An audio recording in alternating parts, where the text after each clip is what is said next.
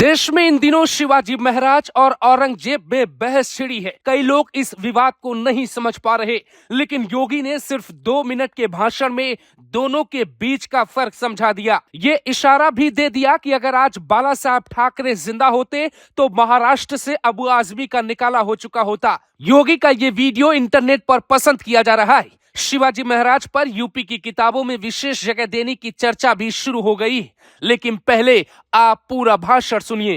राष्ट्र नायक की श्रेणी में भारत माता के वही सपूत हैं जिनका पूरा जीवन भारत माता के लिए समर्पित था।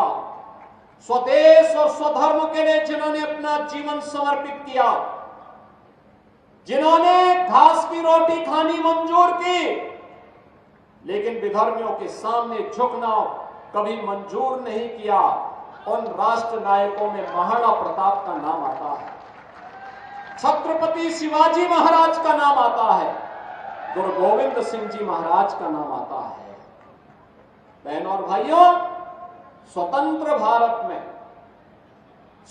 भारत में इन राष्ट्र नायकों का आदर्श हम सबकी एक प्रेरणा है, और वही प्रेरणा के बल पर हम लोग कुछ कर पाते हैं।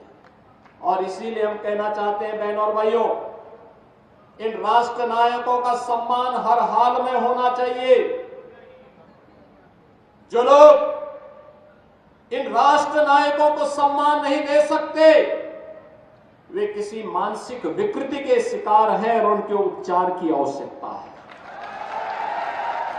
उनको व्यापक उपचार की आवश्यकता है, क्योंकि राष्ट्र नायकों का सम्मान के बगैर वर्तमान पीढ़ी आगे नहीं बढ़ सकती, उनको एक नई प्रेरणा प्राप्त नहीं हो सकती।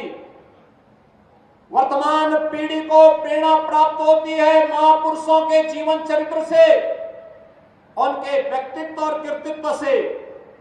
और महाराणा प्रताप ने अपने जीवन कालखंड में ही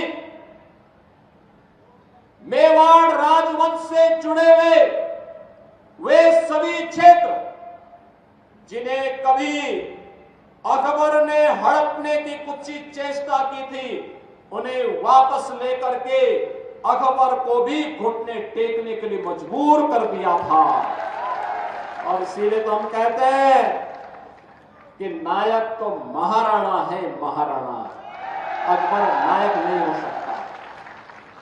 नायक छत्रपति शिवाजी महाराज हैं, जिन्होंने औरंगजेब को घुटने टेकने के लिए मजबूर किया और घुटते घुटते बेमौत मरने के लिए मजबूर कर दिया था।